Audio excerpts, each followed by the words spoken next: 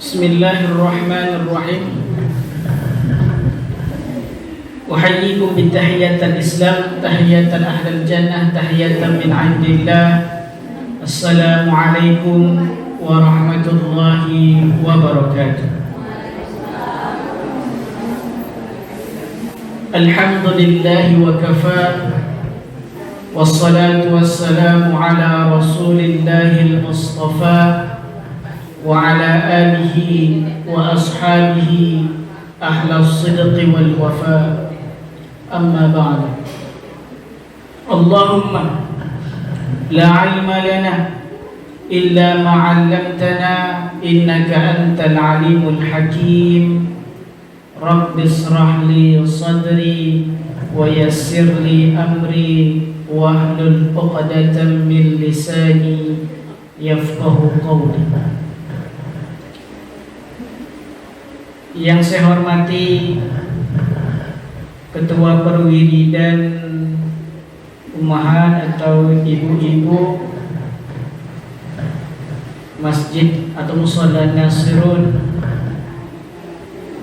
yang saya hormati para orang tua kami, para ibunda kami, para guru-guru kami, yang besar yang tak bisa dibawa gelar, yang kecil tak tersebutkan nama, tapi insyaallah kita semua dirahmati oleh Allah Azza wa Jalla.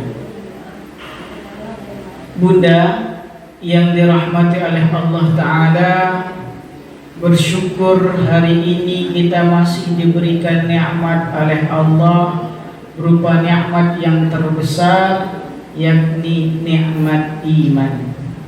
Nikmat yang membuat kita itu mendapatkan rahmat terbesar, yakni melihat wajah Allah, dan takkan dapat kecuali mereka yang bertakwa kepada Allah. Dan kita kemarin sudah membahas siapa itu yang bertakwa kepada Allah. Hari ini bunda sekalian, saya ingin membahas sebuah pembahasan yang sangat menarik sebenarnya.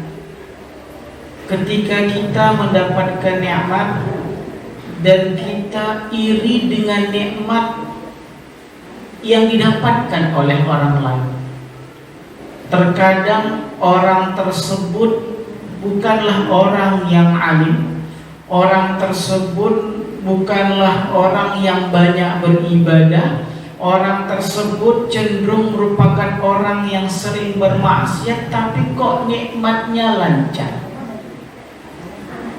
tapi kok rezekinya itu lancar. Kenapa? Kok enak kali hidupnya? Orangnya kufur nikmat, sholat jarang, ke musolah tak pernah nampak, sedekah peliknya minta ampun, kedukutnya luar biasa. Kalau berkumpul, yang pertama dilakukan tuh gosip, si anu itu. Kalau sudah ketemu orang, kalau tak ceritakan orang lain, tak sedap rasanya hidup. Ini tapi kok rezekinya lancar, keluarganya kaya-kayanya harmonis, kaya-kayanya, kemudian hidupnya kaya-kayanya berkecukupan, pokoknya serba nikmat lah. Kenapa ini? Maka Rasulullah SAW pernah bersabda, qala Rasulullah, idza ra'aita Allah ta'ala yu'til abda minad dunya ma yuhibbu wa huwa muqimun ala ma'asih.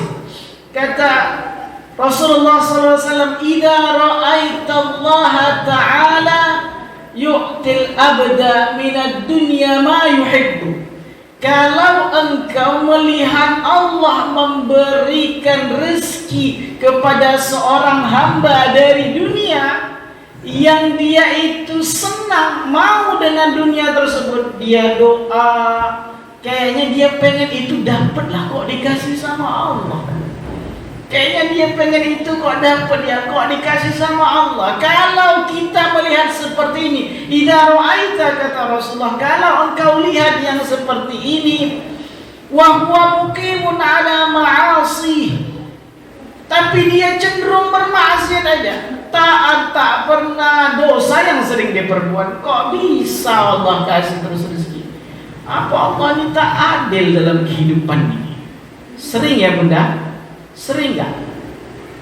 Ada nggak bu? Ada ya bu ya? Sebenarnya ini sering kita bahas, tapi saya ingin perdalam lagi.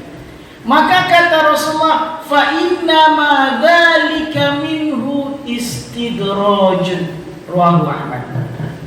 Maka sungguh itu tuh kata Rasulullah, sesungguhnya yang itu tuh kata Rasulullah, sesungguhnya hal itu adalah istidraj dari Allah. Istidraj dari Allah. Apa itu istidraj? Tahu ya bunda, istidraj sering dengar istilah ini kan? Istidraj itu pemberian yang zahirnya itu seolah-olah nikmat, tapi hakikatnya adalah azab. Hati-hati.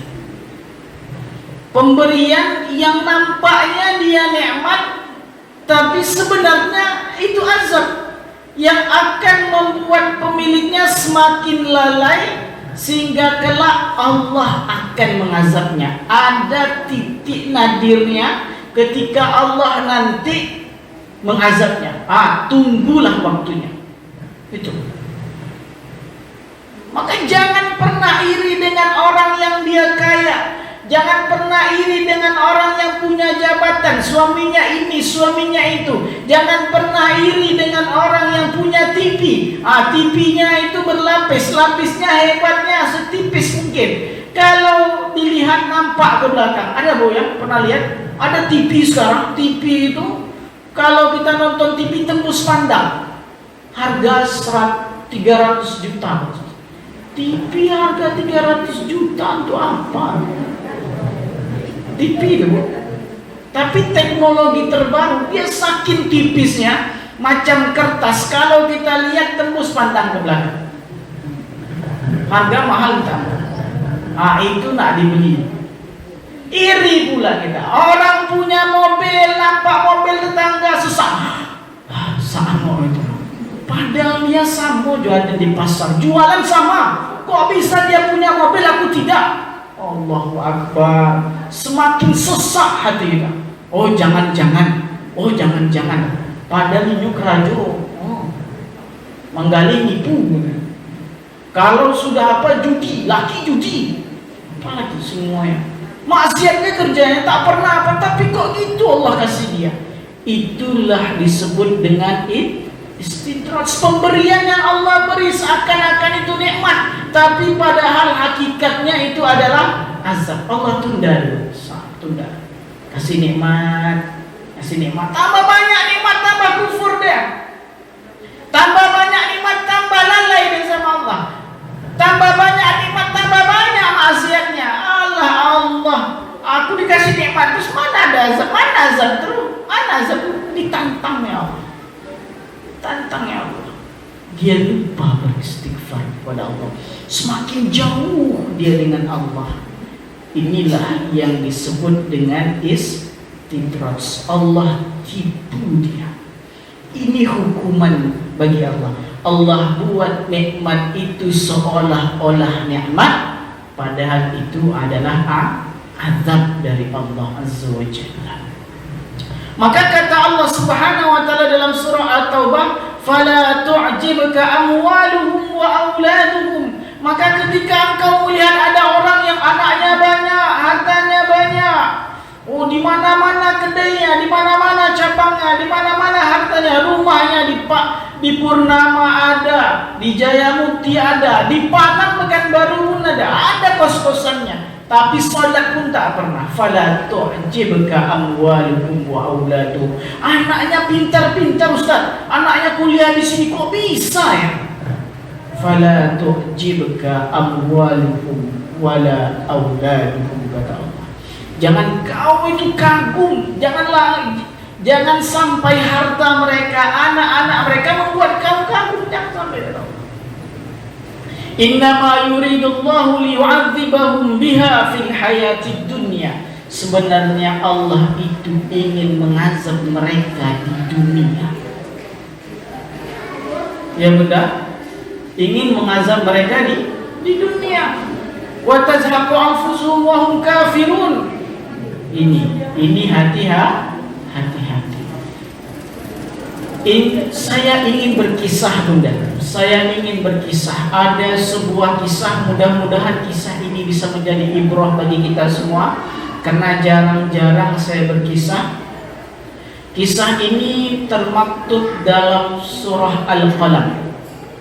Kisah ini termaktub diceritakan rinci oleh Allah dalam surah Al-Qalam bagaimana ashabul jannah, pemilik kebun. Kisah ini dikatakan bahwa kisah ini terjadi di Habasyah. Habasyah itu Ethiopia, orangnya kulit hitam. Ada juga yang mengatakan kisah ini terjadi di sebuah wilayah dekat Yaman bernama Son'ah. Kisah ini bercerita ada seseorang yang punya kebun. Dia ini orangnya punya kebun besar, banyak, buahnya lebat, pohonnya rindang, menghasilkan banyak sekali panen. Sehingga cukuplah dia, cukup keluarganya, bahkan dia sangat dermawan. Dia kasih ke fakir miskin. Dia bagi tiga hasil kebunnya. Pertama, dia bagi untuk fakir miskin. Yang kedua, dia bagi untuk dirinya sendiri, untuk anaknya, untuk istrinya. Yang ketiga untuk kebun, modal kembali. Ya, jadi ini rumusnya. Pertama, penghasilan dari kebunnya itu dibaginya tiga. Yang pertama untuk fakir miskin, yang kedua untuk dirinya sendiri, untuk anak istrinya, untuk keluarganya. Yang ketiga modal, diputar kembali untuk kebun. Itu tiga. Ketika dia menjalankan tiga ini, usahanya semakin bagus, semakin baik, semakin maju, besar. Dia punya anaknya 5. Dia punya anak, jumlahnya berapa bu? 5. 1 anaknya soleh, 4 toleh. 1 anaknya soleh, 4 tak karuan. Yang 1 anaknya dermawan, yang 4 anaknya kedekut bin bakhil. Bin apa? Bin kikir. Kedekut bin bakhil bin kikir. Padahal ayahnya itu orang dermawan. Setiap hasil panen pasti diberikan untuk orang miskin. Itu pasti. Satu bagian dibagi ke orang miskin, 1 bagian untuk dirinya dan keluarganya, 1 bagian lagi untuk modal kembali. Itu 3 itu. Semakin maju. Inilah keberkahan orang yang bersedekah. Mana qasad sedekah, mana qasad mal, tidak akan berkurang. Mana qasad sedekatun min mal, tak akan berkurang harta dengan sedekah. Takkan pernah berkurang harta dengan sedekah. Bertambah terus, semakin besar, semakin luas kebunnya. Akhir cerita, meninggallah orang soleh yang punya kebun luas ini. Ketika meninggal, dia punya anak 5. 4-nya itu anaknya ini kikir, bakhil bin kedekut, yang 1 lagi soleh dermawan. Maka diceritakanlah dalam surah Al-Qalam ini, inna balawnahum kama balawna ashabal jannati idh aqsamu la yasrimunna musbihin. Kata Allah Subhanahu wa taala, sesungguhnya kami akan menguji mereka. Siapa yang oleh uji? Menguji orang-orang musyrik Mekah ketika itu. Kenapa? Karena ketika itu di kota Mekah dalam masa panceklik yang sangat panjang. Allah katakan, Allah sesungguhnya menguji mereka sebagaimana Allah menguji pemilik kebun, ashabul jannah, para pemilik kebun. Siapa? Inilah 5 orang tadi yang mendapatkan warisan kebun luas dari bapaknya. Jadi 5 orang tadi punya kebun luas, warisan dari bapaknya. 1 soleh, 4 lagi dia tidak soleh. Kata Allah, ambillah iktibar cerita dari orang-orang yang memiliki kebun, pemilik kebun. Kenapa mereka aqsamu la yasrimunnaha musbihin, ketika mereka bersumpah mengatakan besok pasti kita panen, kata dia. Jadi kebunnya ini ketika masa ayahnya subur, setiap panen banyak panennya. Besok pagi mereka sudah rawat dengan baik segala macamnya kebunnya. Besok pagi pasti kita panen. Dia katakan besok pagi kita pasti panen, katanya. Aqsamu, sampai mereka bersumpah, pasti, yakin, pasti. La yasrimunnaha musbihin, pagi besok kita akan dapat hasil, katanya. Wala yastathnun, kata Allah, bahkan mereka tidak menyisihkan. Ada yang mengatakan, para mufassir mengatakan yastasnun ini mereka menyisihkan, bahkan tidak menyisihkan untuk orang fakir miskin. Ada juga yang mengatakan wala yastasnun ini bahkan mereka tidak mengucapkan insyaallah. Mereka tak mengucapkan insyaallah.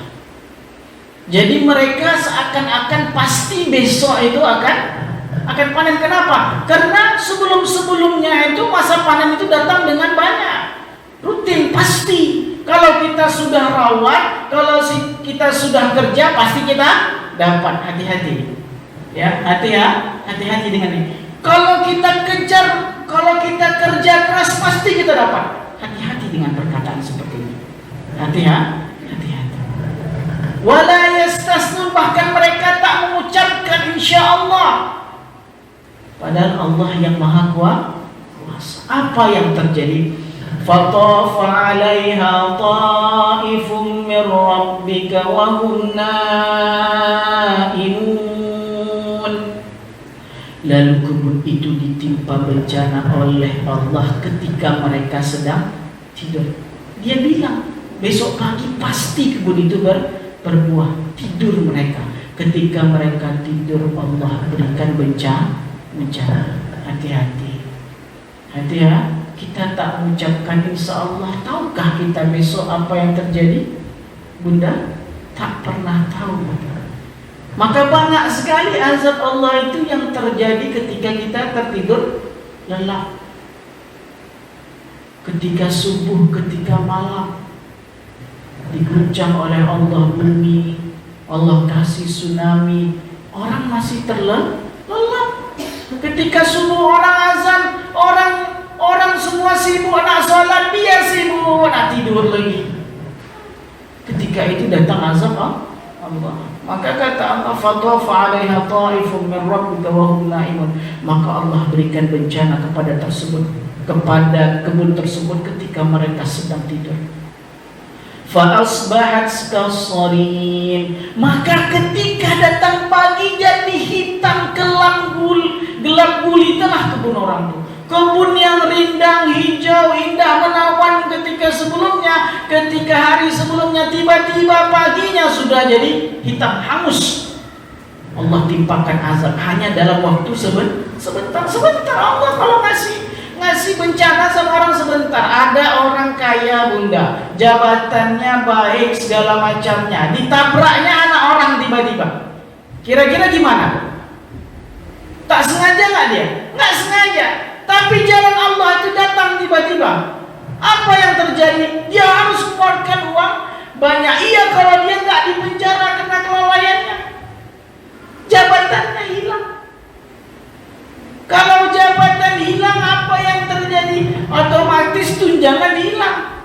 Otomatis pengeluaran yang bertambah, pendapatan tak dapat. Mudah bagi Allah. Kalau Allah ingin membolak-balikkan sesuatu itu sekejap dapat. Maka orang yang sombong tadi, orang-orang pemilik kebun tadi yang mengatakan besok kita pasti akan panen, katanya. Maka Allah timpakan malamnya itu bencana, paginya sudah hitam kebunnya. Padahal kalau dibilang seindah-indahnya kebun orang itu. fa asbahat kassarim fatanadaw musbihin. Tapi ketika pagi mereka itu berbisik-bisik, pergilah pagi-pagi, lalu pada pagi hari mereka saling panggil, fatanadaw, yuk sini kumpul katanya, sini aniddu ala harthikum in kuntum sarimin, ayo kita pergi panen kita, senang-senang kita, hari ini kita panen bro, hari ini apa kalau istilah ini ibu-ibu apa ya bu ya, sis gitu ya, bu kita panen hari ini bu, ayo. Dengan senang hati mereka mengatakan kita panen. Aniddu ala harthikum in kuntum sarimin fantalaqu wa hum yatakhafatun. Ketika mereka mau pergi mereka saling berbisik-bisik. Alla yadkhulannaha al-yawma 'alaikum miskin. Hari ini jangan sampai ada orang miskin yang masuk ke kebun kita. Padahal dulu ketika kebun itu sama bapaknya, ketika kebun itu dikelola oleh ayahnya, orang miskin selalu masuk. Kenapa? 3/4 untuk orang miskin dapat dibagi. Tapi sama mereka tak disisihkan sedikit pun. Sampai dia bilang sama adik-beradiknya yang lain, pemilik kebun yang lain, dia katakan, jangan sampai orang miskin masuk ya ke kebun kita. Bodoh bapak kita dulu tuh. Ngapa dibaginya? Coba tak dibaginya, tambah kaya kita hari ini. Padahal sebenarnya kebunnya itu udah jadi hitam. Pagi itu dia masih sempat cerita seperti itu. Dia belum lihat kebunnya karena kebun dari rumahnya jauh. Perkebunannya luas jauh dari rumahnya. Dia sempat cerita pagi-pagi saling bisik-bisik sama kawan-kawannya. Ayo kita panen. Terus dia bilang jangan sampai hari ini jangan sampai orang miskin masuk ke kebun kita hari ini. Hancur kebun kita kalau masuk orang miskin. Wa ghadaw ala hardin qadirin falamma ra'awha qalu inna ladallun. Maka mereka pergilah pagi-pagi hari untuk menghalang orang miskin. Detail Allah ceritakan. Falamma ra'awha qalu inna ladallun. Ketika mereka lihat kebunnya dah hitam, dia bilang tak mungkin, sesat kita di jalan kita ni, tak mungkin ini kebun kita. Padahal setelah ditelusuri betul itu kebun mereka. Tapi mereka katakan tak mungkin, ini bukan kebun kita ada sesat jalannya. Kita cari coba jalan yang lain, mungkin salah jalan kita. Pergilah mereka telusuri jalan kayaknya ini, tapi ujung-ujungnya mereka masuk lihat kebun hitam lagi. Bukan ini, pergi lagi cari. Mereka sibuk mencari jalan. Qalu inna ladallun, kita ini sesat, bukan ini kebun kita. Mereka katakan seperti itu terus, tapi mereka dapatkan itulah kebun mereka. Bal nahnu mahrumun, tak mungkin ini kebun kita yang udah hitam, hancur, legam, bahkan sisa untuk kita sedikit pun tak ada, kata dia. Apa katanya? Qala awsatuhum alam aqul lakum laula tusabbihun. Berkatalah orang yang alim di antara mereka. Tadi anaknya 5. 1 soleh, 4-nya lagi nakal lah, bakhil, segala macamnya, bebal. 4 lagi seperti itu. Kalaulah 4 orang, ada 4 orang, terus 1 orang baik. Kalau 4 ini mengatakan yang 1 gila, padahal yang gila itu yang 4, kira-kira mana yang betul? Yang 4 ya kan? Karena yang 1 pasti kan kalah suara deh. Karena 4 yang apa? 4 yang nakal. Tapi 4 ini tak mau menghasut, sehingga semua itu tak mau seperti itu. Akhirnya dah berkatalah, qala awsatuhum alam aqul lakum laula tusabbihun. Orang yang paling alim dari mereka, yang paling soleh dari mereka mengatakan, alam aqul lakum laula tusabbihun. Bukankah aku sudah katakan kepada kalian, laula tusabbihun, kenapa kalian tidak mensucikan Allah. Ada yang mengatakan tusabbihun ini artinya adalah salat. Salat sebelum pergi ke kebun. Artinya apa? Bersyukur. Salat bersyukur. Kenapa kalian tidak bersyukur? Kenapa kalian tak salat dulu? Dengan kalian salat kan kalian akan ingat Allah. Dengan kalian salat kan akhirnya kalian tidak ingin mencegah orang miskin datang. Dengan kalian salat kan kalian sadar. Dengan kalian mensucikan Allah kan berarti kalian itu menjadi orang yang benar-benar sadar. Laula tusabbihun. Ada yang mengatakan laula tusabbihun ini kenapa kalian tak mengatakan insyaallah? Itu katanya. Kenapa harus mengatakan insyaallah? Karena ingat kisah Nabi Musa, Bunda. Nabi Musa itu pernah ditanya ketika dia berpidato di depan umatnya Bani Israel. Ketika itu dia katakan, ditanya oleh salah satu Bani Israel, kaumnya ketika itu, "Ya Musa, adakah orang yang lebih pintar darimu?" katanya sama Nabi Musa. Apa jawab Nabi Musa? "Tidak, akulah yang paling pintar," katanya. "Adakah orang yang paling pintar di atas dunia ini melebihi kepintaranmu?" katanya. "Tidak, akulah yang paling pintar." Dengan congaknya Nabi Musa mengatakan seperti itu. Salahkah sebenarnya Nabi Musa? Kalau dalam kacamata manusia tak salah.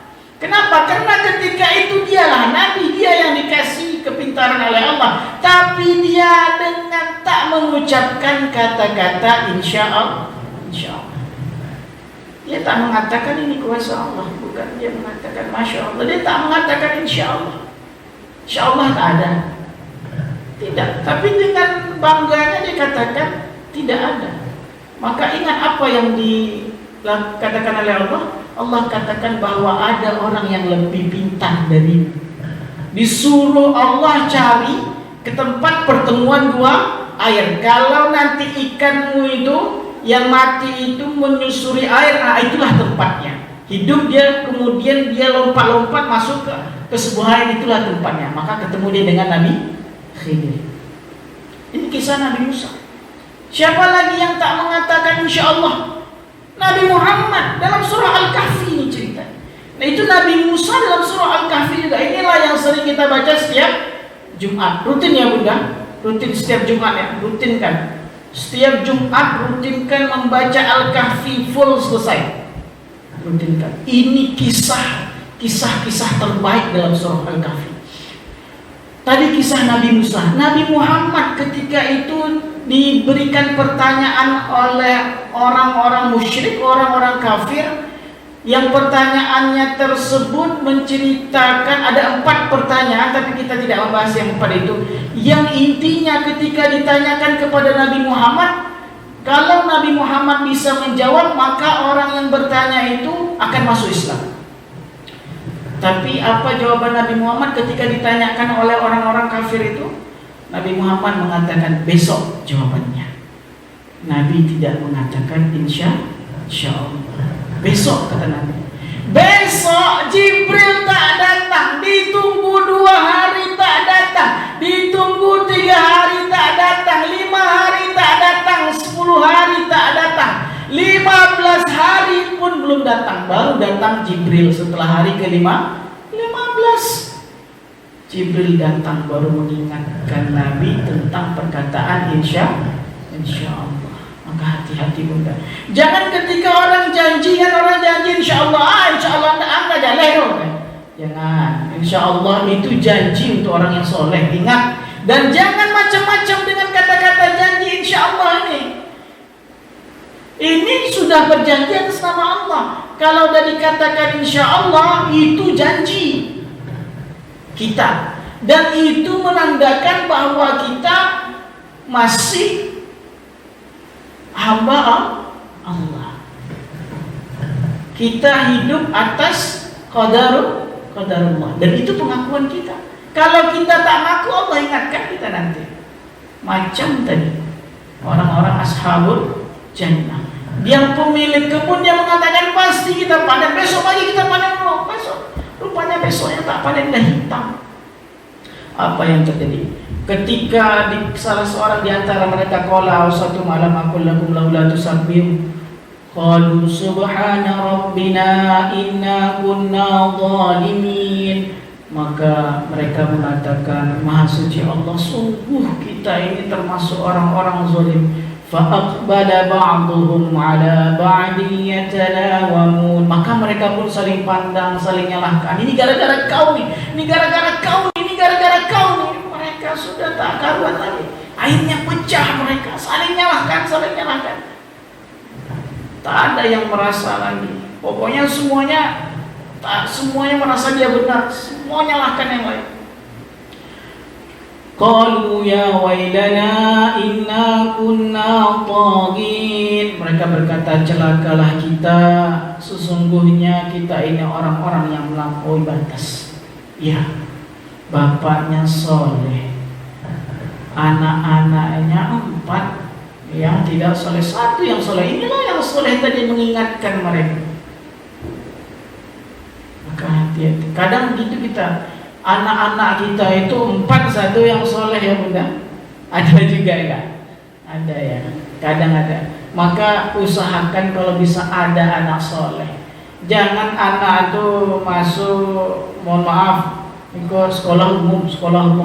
Ada yang masukkan paling tidak 1, 2 di sekolah agama, sekolah pesantren, agar apa? Mengingatkan adik-adiknya, ingatkan abang-abangnya, itu penting. Karena nanti dialah yang akan mengingatkan. Tadi mereka dengan ego kan, tapi akhirnya mereka sadar. Qalu subhana rabbina inna kunna zalimin fa'aqbala ba'duhum 'ala ba'din yatalawamun. Maka mereka pun saling menyalahkan satu di antara yang lainnya. Asa rabbuna ayyubdilana. Mudah-mudahan Allah akan mengganti khairum minha inna ila rabbina raghibun. Mudah-mudahan Allah akan ganti nantinya dengan yang lebih baik. Sungguh kepada Rabb kita lah kita memohon ampun. Ini kisah yang menarik, tapi ingat apa yang Allah katakan ayat setelah itu. Kadzalikal 'adzab wa la'adzabul akhirati akbar law kanu ya'lamun. Itulah azab. Maka hari ini bila kita dapat rezeki yang banyak tapi kita tak salat, bila kita hari ini dapat rezeki yang banyak tapi kita ternyata tak mau bersyukur kepada Allah, tak mau berbagi, tak mau kita itu tak mau kita bersedekah, atau juga tak mau kita berpuasa, tak mau kita berzikir, enggan kita mendekatkan diri kepada Allah Azza wa Jalla. Kadzalikal 'adzab. Tapi kayaknya nikmat itu dapat terus kok dari Allah. Itulah azab. Azab di dunia. Orang yang dia melampaui batas di dunia dia dapat, di akhirat dia dapat. Di dunia dia dapat, di akhirat dia dapat. Siapa yang mau dapat dunia, dapat akhirat? Tak ada kita yang mau. Tapi jangan sedih. Ada orang yang alhamdulillah mungkin sadar dia, tapi dia sadar setelah dikasih azab. Banyak manusia yang sudah dikasih azab baru sadar. Udah sakit dia baru sadar. Udah kolaps dia baru dia sadar. Udah apa dia baru sadar. Terlambat sadarnya. Tapi daripada tak sadar, bersyukur dia sadar. Artinya apa? Azab di dunia untuk meringankan azab dia di akhirat. Kalau sempat ditumpuk di akhirat, takkan sanggup kita bunda. Kalau seandainya azab kita itu kita tak sakit, nikmat terus, kita tak ada masalah, nikmat terus, tak ada cobaan yang diberikan Allah, tapi nanti Allah balas kelalaian kita di akhirat, takkan sanggup kita bunda. Takkan sanggup kita untuk menerima azab dari Allah di akhirat. Kalau semuanya, karena sakit itu penggugur dosa. Kalau kita kena aja duri di tengah jalan, duri itu nusuk kita. Duri yang menusuk itulah penghapus dosa kita. Maka terkadang azab-azab kecil itu membuat kita ingat ada mungkin orang yang dia diberikan nikmat yang banyak, dengan itu dia lalai. Tapi mungkin kenapa ada orang yang hidupnya miskin terus padahal dia itu soleh. Ada orang yang dia kaya padahal dia itu sholat pun tak apa-apa.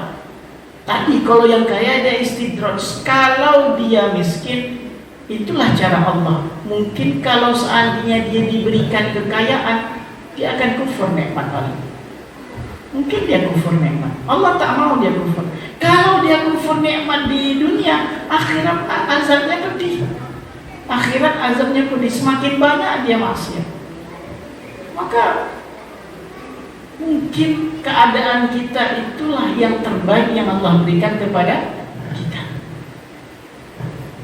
Ini yang intinya, nikmat itu baru dikatakan nikmat ketika kenikmatan itu mendekatkan diri kita kepada Allah. Tapi nikmat itu akan menjadi azab. Pemberian Allah itu akan menjadi azab ketika apa yang Allah berikan membuat kita semakin jauh dari Allah, membuat kita lalai dari Allah. Maka hati-hati mudah. Jangan berpikir banyak nikmat itu nikmat kalau kita tak semakin dekat. Jangan berpikir bahwa sakit itu azab, karena belum tentu azab. Karena sakit itu adalah penghapus dosa. Jangan pikir kemiskinan itu adalah azab. Mungkin kemiskinan itulah yang membuat kita dekat dengan Allah. Pernah suatu ketika seorang sahabat Nabi bernama Abu Dzar ditanya oleh Nabi, "Ya Abu Dzar, atara kasratul mal huwal ghina?" Wahai Abu Dzar, apakah kau melihat bahwa orang yang banyak harta itu orang kaya? Itu pertanyaan Rasulullah sama Abu Dzar. Maka dengan santai Abu Dzar katakan, karena memang umumnya orang mengatakan, "Na'am ya Rasulullah, orang yang banyak harta itu kaya." Betul nggak mudah? Kalau kita melihat, pasti kita lihat orang yang banyak harta itu ya orang yang kaya. Kemudian ditanya lagi sama Rasulullah, "Wa tarakillatal mal wal faqr?" Apakah engkau melihat bahwa orang yang sedikit hartanya itu adalah orang yang miskin?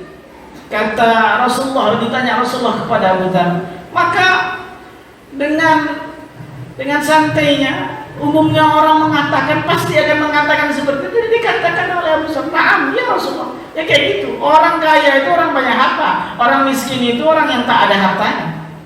Apa kata Rasulullah? "Innamal ghina ghinal qalb wa innamal faqri faqrul qalb." Sesungguhnya kaya itu kayanya hati, dan sesungguhnya miskin itu adalah miskinnya hati. Di sini letaknya, bukan di fashion, bukan di jam, bukan di sini, bukan di kalung, bukan di aksesoris, tapi di hati. Innamal ghina minal qalb. Kekayaan itu kekayaan hati. Apa itu kekayaan hati? Qanaah, rasa cukup. Dan itu rezeki yang berkah. Kalau orang punya rasa cukup, dia akan bersyukur dengan apa yang Allah beri. Ingat dulu, karena udah lama juga, Masya Allah. Ternyata sedikit lagi terakhir closing statement. Ingat kisah Qarun, Bunda? Boleh saya tambah? Boleh.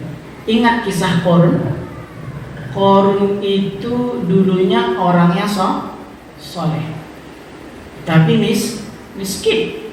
Qarun itu sepupunya Nabi Musa, orangnya miskin. Kalau dia baca Taurat itu paling didengar orang, karena dia pandai Taurat. Kalau dia baca kayak orang yang juara musabaqah internasional. Jadi Qarun itu orang yang baik, bagus suaranya, ini paling ditunggu. Tapi ketika dia punya harta, dia bilang ini harta kerja kerasku. Maka apa yang Allah lakukan? Allah tenggelamkan dia bersama hartanya. Ingat Nabi Sulaiman. Nabi Sulaiman itu orang yang Allah berikan kekayaan. Tapi apa yang dikatakan Nabi Sulaiman? Hadza min fadli Rabbi. Ini adalah anugerah Allah, anugerah yang Allah berikan kepadaku untuk mengujiku apakah aku bersyukur atau aku kufur. Nabi Sulaiman banyak nikmat membuat dia semakin taat. Qarun banyak nikmat, dulu miskin, dapat banyak harta, dia jadilah lalai, kufur kepada Allah. Allah tambah nikmat Nabi Sulaiman, Allah benamkan Qarun dengan hartanya. Maka ayah bunda, hidup ini bunda, ayahnya nggak ada, mohon maaf. Mudah-mudahan ayah mendengar. Hidup ini fata morgana, permainan. Innama hayatud dunya la'ibun wa lahwun wa zinatun wa tafakhurun. Maka jangan risau dengan dunia. Wallahu muwaffiq ila aqwamit thoriq. Wallahu a'lam bissawab. Mudah-mudahan dapat menjadi pelajaran berarti bagi diri saya sendiri dan bagi kita semuanya. Afwan minkum, astaghfirukum jami'an. Lebih dan kurangnya saya memohon maaf. Kalau ada kata-kata yang salah saya mohon maaf. Kalau ada perkataan yang kurang berkenan juga saya memohon maaf. Kalaupun kurang memuaskan cerita segala macamnya saya juga mohon maaf. Afwan minkum, astaghfirukum jami'an. Yang benar datangnya dari Allah Subhanahu wa taala, yang salah datangnya dari diri hamba sendiri. Wallahu muwaffiq ila aqwamit thoriq, wa billahi taufiq wal hidayah wa ridha wal inayah. Nasrun minallahi wa fathun qarib. Assalamualaikum warahmatullahi wabarakatuh.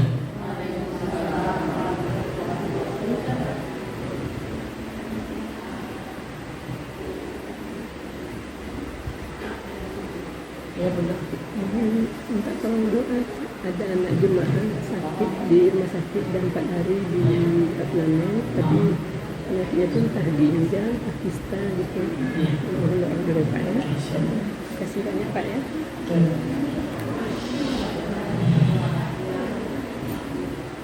Bunda sekalian, kita doakan ananda kita Gina Fajri Salsabila Fajri, mohon maaf, Gina Salsabila Fajri, ananda kita yang hari ini sedang dirawat di rumah sakit, diberikan kesembuhan oleh Allah Azza wa Jalla, dan mudah-mudahan keluarga diberikan ketabahan, kemurahan rezeki, dan kemudahan dalam menghadapi permasalahan kehidupannya. Allah berikan jalan keluar dalam segala permasalahan kehidupannya, dan semoga Allah memberikan kita semua kesehatan nantinya. Amin amin ya rabbal alamin. Ala hadhihi niyyah wa kulli niyatin salihah. Al-Fatihah. A'udzu billahi minasyaitonir rajim. Bismillahirrahmanirrahim. Alhamdulillahi rabbil alamin. Arrahmanir rahim. Maliki yaumiddin. Iyyaka na'budu wa iyyaka nasta'in. Ihdinas siratal mustaqim. Siratal ladzina an'amta 'alaihim ghairil maghdubi 'alaihim waladdallin.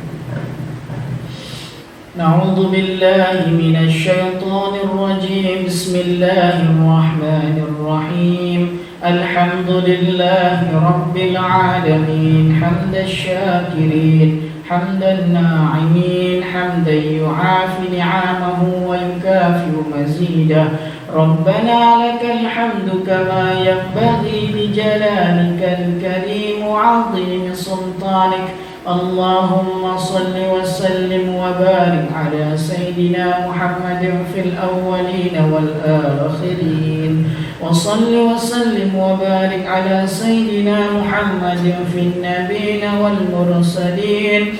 Wa salli wa sallim wa barik ala Sayyidina Muhammadin fi kulli waqtin wa hin. Wa salli wa sallim wa barik ala Sayyidina Muhammadin fil mala'il a'la ila yaumiddin. Allahumma anta rabbuna la ilaha illa anta khalaqtana wa nahnu ibaduka wa nahnu ala ahdika wa wa'dika mastata'na. Na'udzu bika min syarri ma sana'na. Nabu'u laka bi ni'matika 'alaina wa nabu'u bi dhunubina faghfir lana fa innahu la yaghfiru dhunuba illa anta. Allahumma ighfir lana wa liwalidayna warhamhuma kama rabbayana saghira. Waghfir li jami'il muslimina wal muslimat wal mu'minina wal mu'minat al ahya'i minhum wal amwat innaka antas sami'un qaribun mujibud da'wat. يا قاضي الحاجات.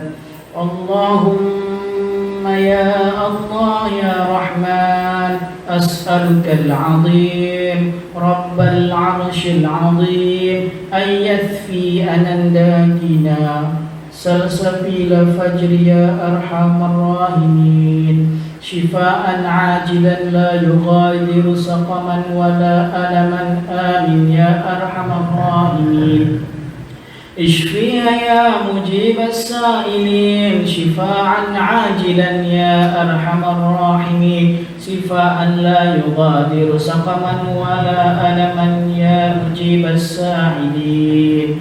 اللهم لا تدع لنا ذنبا في مقامنا هذا إلا غفرته ولا دينا إلا قضيته ولا هما إلا فرجته ولا عيبا إلا سترته ولا متعلما إلا فقهته ولا ممتهنا إلا نجحته ولا ضالا إلا هديته ولا مريضا إلا شفيته ولا حاجة من حوائج الدنيا والآخرة إلا قضيتها ويسرتها يا إله العالمين.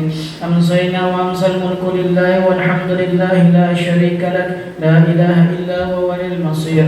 أمسينا على فطرة الإسلام وكلمة الإخلاص وعلى دين نبينا محمد صلى الله عليه وسلم وعلى ملة أبينا إبراهيم حنيفا وما كان من المشركين. ربنا ظلمنا أنفسنا وإن لم تغفر لنا وترحمنا لنكونن من الخاسرين. ربنا آتنا في الدنيا حسنة وفي الآخرة حسنة وقنا عذاب النار. صلى الله على سيدنا محمد وعلى آله وأصحاب رسول الله أجمعين. سبحان ربك رب العزة عما يصفون وسلام على المرسلين والحمد لله رب العالمين. Doa kafaratul majlis. Subhanallah wa bihamdika asyhadu an la ilaha illa anta astaghfiruka wa atubu ilaik. Wa minkum astaghfirukum jami'an. Akhirul kalam. Assalamualaikum warahmatullahi wabarakatuh.